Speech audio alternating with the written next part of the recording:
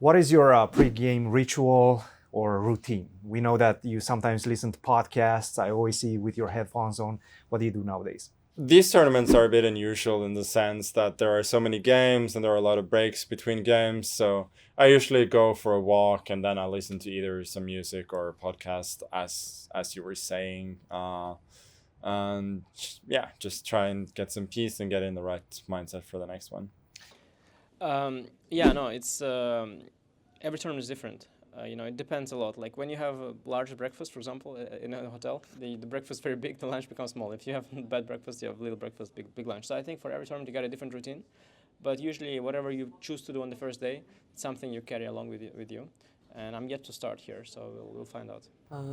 Nothing special, but during tournaments, I try to maintain a routine and just doing simple things repeatedly. And when I get to the board, I guess it's quite obvious that I place my knights facing the king. Uh, but other than that, I don't think I have any specific routine. Well, it depends of what kind of game is it. Is it Blitz or Classical? But in general, if I play Classical, for instance, of course I prepare, I eat like 1.5 hour before the game. Often I take the shower just before the game because it's not about taking the shower. It's about giving us some thoughts. Just how to say, Feeling refreshed. Feeling refreshed. Yeah, and also clean, but psychologically. That's what I do. In Blitz, on the other hand, it's the periods between rounds are very short, so usually I eat some sugar or some other unhealthy things. I usually, prepare for a game for a couple of hours, and but I also rest before the game, like at least a couple of hours before the game. I stop the preparation and just refresh my mind and just have a walk and breathe some fresh air and just to refocus and to go first game with fresh mindset and this full energy. Usually, when you play with the strongest player of the world, you have to prepare a lot for the games, but also you need to have a good rest. That's very important. Yeah, I think it's pretty much game and tournament specific. It depends on how the preparation is going, and also what time format we're playing. Basically, if you're playing Blitz, there's not much time to prepare for a single game or particular game. Then it's mostly, no matter how the previous game went, basically forgetting about it and focusing on the next one, managing to be kind of calm. Yeah, if you're like sitting there already completely head over heels, you're not gonna play a good Blitz game usually. And in general, I think it's just incredibly important to manage to be focused on the task ahead. Like that your mind is really fully focused on chess and not thinking about anything else. Cool. Well, usually no. Usually my main priority is as I'm setting goal for the whole year, and then no matter against who I play. Of course, it depends on strategy with who you play, but it's about that I see the light in the end of the tunnel. Yes, and I'm trying to by some ways to go there to get there. I love it. How do you approach social media? Are you mostly a consumer or are you mostly a dealer? When it comes to social media, I am 99% a consumer. I don't particularly enjoy sharing too much on social media, but I do enjoy consuming it. So, yeah. Actually, I don't use social media a lot. My team usually manages my accounts. And I do check from time to time, but not so much. But yeah, whenever I'm in media platforms, it's mostly YouTube. I'm watching some comedies or some songs. But yeah, I'm not really checking the news much. Yeah, I usually spend some time in social media, but obviously that that should not take your attention during the tournaments or during your preparations. So I usually try to combine it in a, I think, correct way, I would say. So I try to not to be too much into too much details about some topics, but I just generally read some news and just scroll down. So not to spend too much time and to save my energy as well. And yeah, but of course in these days you have to as I'm one of the elite players in the world, I does represent chess, and I have to represent chess in a modern and in a good ways. I try to post some photos, some things which are chess related things, and try to be in the social media. Maybe because in China I can't view the Facebook or Twitter. It's not easy. So yeah, so I do not watch a lot social media. Yeah. Well, I don't have much time for either, to be honest. I think, yeah, I would actually like to have a bit more time to produce content and to use that a bit more. But in general, that's also something that always takes time. And let's be honest, like being professional chess player is something that really consumes a lot of time and also energy. So that's something, it's not that easy to balance, and that's still something I'm looking to. I rarely use social media, to be honest. I can say that I don't have nor Instagram nor Facebook on my phone, only Twitter, where I can either post something, either read some important news. And well, like every teenager, probably I had this addiction to social media when I was a kid, 14, 15 years old, but I quickly overcame it, and I just decided that this is just wasting of time. So at first the stages, of course, I needed some blocking apps to somehow keep myself disciplined, but then suddenly I just deleted them, and that's it. Absolutely. Well, I'm definitely a dealer. I'm dealing a lot of bad stuff on social media, for sure.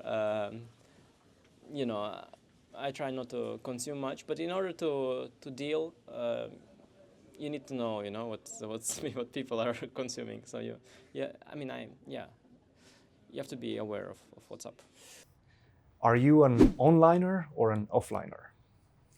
I would say I'm a bit of both, but probably a bit more of an onliner than an offliner. But it's a good thing you asked. I'll try to be more offline.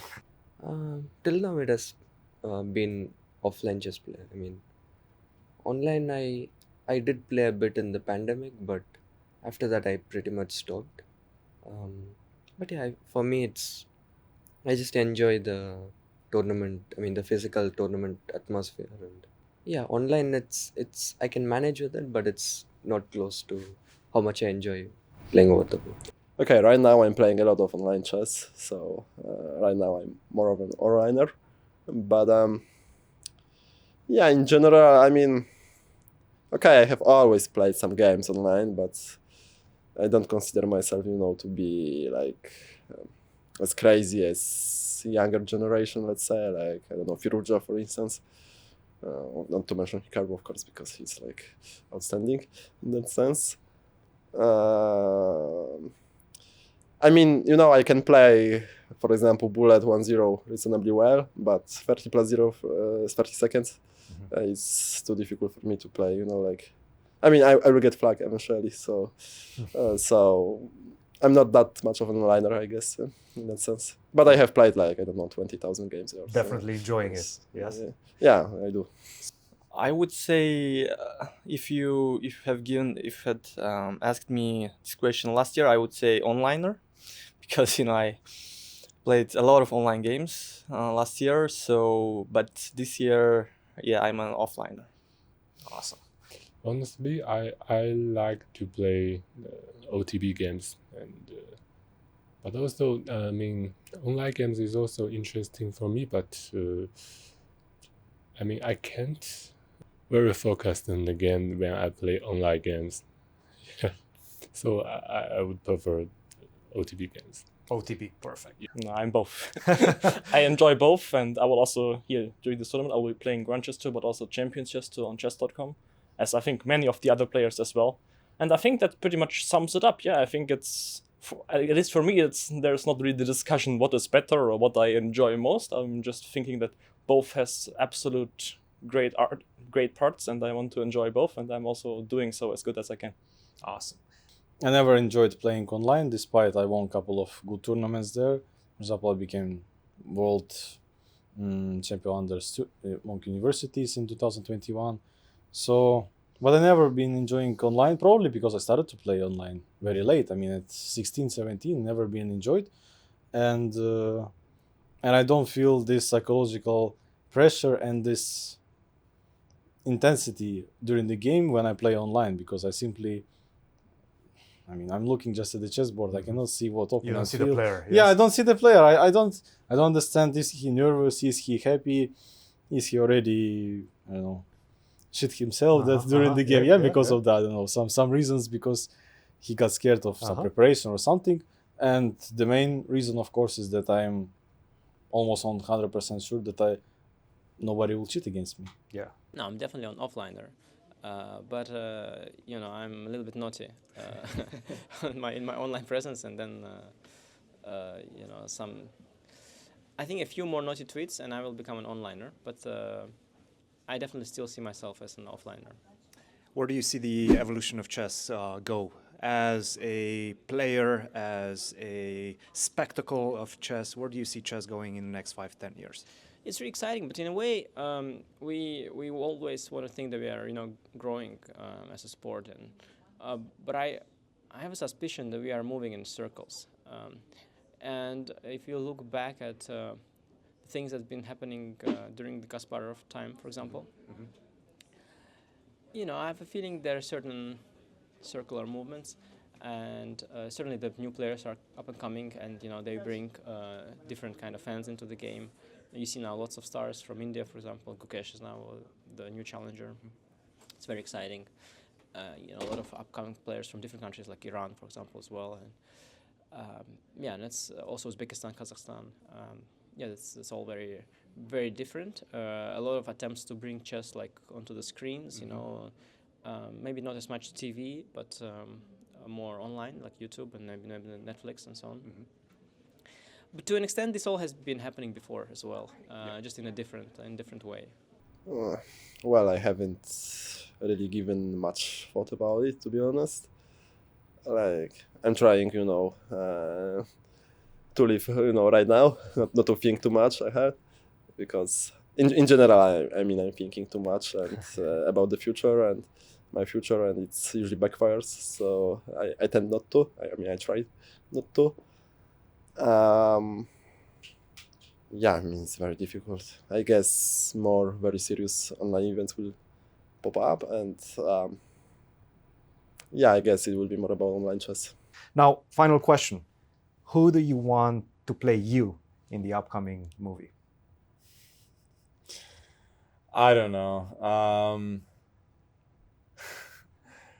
I'm not sure I want there to be a movie about me at all, so maybe I'll pass.